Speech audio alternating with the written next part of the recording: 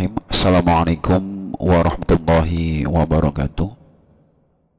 Hai anak-anakku, selamat berjumpa kembali dengan Pak Sorib di pelajaran kimia. Jangan lupa selalu berdoa dan menjaga kesehatan. Terapkan 3M, mencuci tangan dengan sabun, memakai masker, dan menjaga jarak atau menjauhi kerumunan. Baik anak-anakku, pada kesempatan hari ini kita akan melanjutkan materi membahas tentang hidrolisis garam. Perhatikan slide nanti yang akan Bapak tayangkan di sini. Oke, hidrolisis garam nanti kita bahas ini. Ini K atau KIKD-nya, ini indikatornya. Nanti diharapkan kalian setelah belajar dengan Bapak bisa menentukan sifat garam yang terhidrolisis dari persamaan reaksi ionisasi dan menghitung pH larutan garam yang terhidrolisis. Oke, ini materinya. Baik.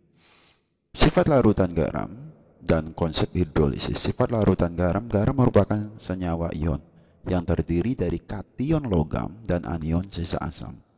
Kation logam ini adalah ion yang bermuatan positif yang logam, dan anion sisa asam adalah yang bermuatan negatif. Kation garam dapat dianggap berasal dari suatu basa, sedangkan anionnya berasal dari suatu asam.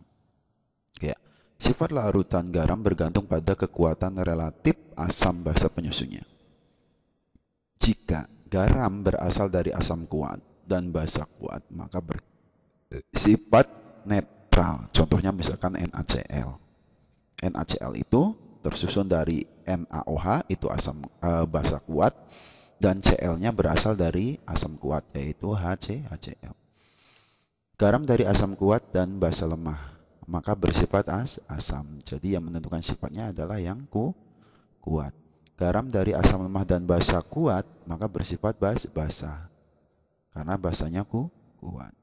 Sedangkan jika garam dari asam lemah dan basa lemah, sifatnya bergantung pada harga tetapan ionisasi asam dan ionisasi basa atau Ka dan Kb-nya. Gitu ya. Perhatikan kalau asam lemah dan basa lemah, jadi jika Ka-nya lebih besar daripada Kb, maka garam bersifat asam karena Ka-nya lebih besar daripada Kb. Itu jika terbentuk dari asam lemah dan basa lemah. Jika Ka-nya lebih kecil daripada Kb atau Kb-nya lebih besar daripada Ka, maka garam bersifat basa. Jika Ka sama dengan Kb, maka bersifat netral. Contoh ini bahwa 10 pangkat min 5 itu lebih besar daripada 10 pangkat min 7. Kenapa? Karena pangkatnya min, gitu ya. Semakin kecil angkanya, dia harganya semakin besar. Konsep hidrolisis. Sifat larutan garam dapat dijelaskan dengan konsep hidrolisis. Hidrolisis itu berasal dari kata hidro yang berarti air dan lisis berarti penguraian. Menurut konsep hidrolisis, komponen garam, kation atau anion yang berasal dari asam lemah dan basa lemah bereaksi dengan air, itu terhidrolisis. Hidrolisis kation menghasilkan ion H3O pangkat plus, itu hidrolisis kationnya. Sedangkan hidrolisis anion menghasilkan ion OH-. Oke. Yang pertama kita bahas garam dari asam kuat dan basa kuat. Garam yang berasal dari asam kuat dan basa kuat tidak mengalami hidrolisis. Contohnya tadi sudah Bapak sebutkan NaCl, terdiri dari Na plus dan Cl min. Na plus itu dari NaOH, Cl minnya dari HCl. Na plus H2O tidak terhidrolisis, Cl min plus H2O juga tidak terhidrolisis. Yang B, garam dari basa kuat dan asam lemah. Terbentuk dari asam lemah dan basa kuat mengalami hidrolisis anion atau hidrolisis sebagian. Jadi yang terhidrolisis adalah anionnya. Berarti yang mana anion? Yang dari basa kuat. NaCH3COO menghasilkan Na plus CH3COO min. Ini anionnya. Nanti yang terhidrolis. Nah, ini CH3COO min plus H2O menghasilkan CH3COH plus OH min. Berarti ini kan ada OH min, berarti bersifat basa.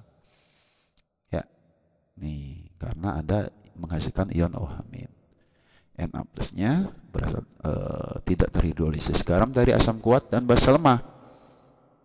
Asamnya asam kuat, dan basa lemah, maka mengalami hidrolisis kation. NH4Cl contohnya nih. NH4Cl itu berasal dari NH4-nya berasal dari NH4OH, Cl-nya dari HCl. Jadi NH4OH itu basa lemah, HCl itu asam kuat, gitu ya. NH4 plus H2O menghasilkan NH3 plus H3O plus. Nah, ini terhidrolisis kationnya menghasilkan H3O plus sehingga bersifat asam. Yang terakhir, garam dari asam lemah dan basa lemah. Kation maupun anion garam yang terbentuk dari asam lemah dan basa lemah terhidrolisis dalam air atau disebut hidrolisis total. Ya, hidrolisis total. Ini namanya hidrolisis dalam air atau terhidrolisis total. Jika dari lemah dan lemah. Contohnya adalah NH4CH3COO. NH4-nya berasal dari NH4OH, basa lemah CH3COO berasal dari CH3COOH, asam lemah. NH4 plus H2O terhidrolisis, CH3CO min plus H2O juga terhidrolisis. Kalau ini, contoh ini Ka-nya 1 pangkat 10 pangkat min 5, Kb-nya 1 kali 10 pangkat min 5. Karena nilai Ka sama dengan nilai Kb, maka larutan bersifat netral. Kebetulan netral. Nah, sekarang bagaimana mencari pH larutan garam? Perhatikan dulu konsep ini ya. pH mencari pH atau hidrolisis itu sama dalam teori asam basa, larutan penyangga maupun hidrolisis garam. Kalau asam, yang membedakan adalah mencari H+ dan OH-nya. Rumus H+ dan OH-nya saja. pH-nya nanti sama aja. Contoh gini, garam dari asam lemah dan basa kuat. Garam asam lemah basa kuat mengalami hidrolisis parsial. Contohnya ini ya. OH- sama dengan akar KH kali M. Ini jika KH-nya diketahui. Tapi jika KH-nya tidak diketahui ini ya, jika KH-nya tidak diketahui, maka rumusnya jadi sini.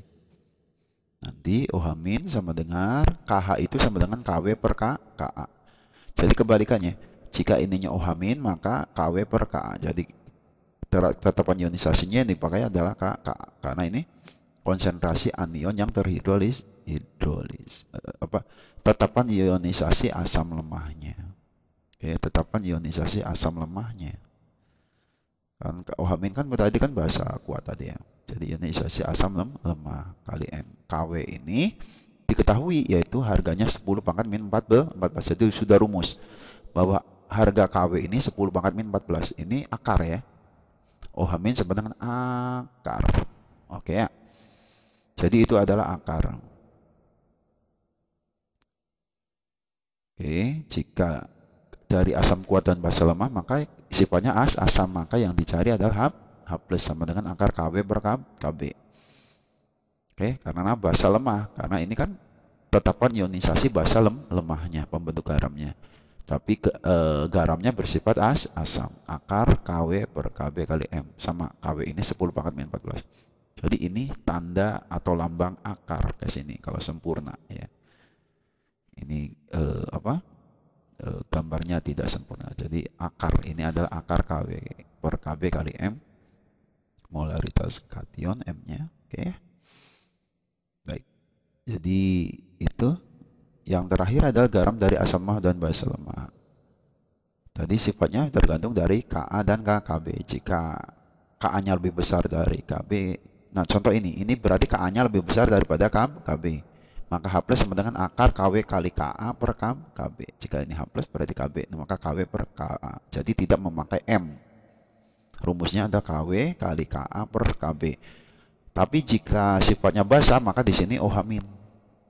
OH- sama dengan akar KW kali Kb per Ka. Jadi kalau ininya OH-, maka di sininya adalah Ka. Kalau ininya H+, berarti di sini akar Kb. Gitu ya anak-anakku. Cara atau menentukan pH. Jadi pH. Jadi kalau misalkan ini H+, maka pH-nya berarti pH min log H+. Jadi kalau dilanjutkan pH-nya berapa? pH sama dengan min log H+. H+-nya dari sini. Ya. Nah, kalau misalkan basa, contoh mana tadi yang basa? Oke, ini OH- sama dengan akar KW per K kali M, maka berapa pH-nya? Maka dari OH- akan berarti POH dulu kan? POH sama dengan min log OH- baru pH sama dengan 14 min POH. Gitu ya. Baik, anak-anakku. untuk pertemuan hari ini gitu ya. Untuk pertemuan hari ini Bapak cukupkan, nanti pertemuan berikutnya nanti Bapak berikan contoh soal dan latihannya. Jadi latihan-latihan untuk soal-soal hidrolisis garam. Paham ya?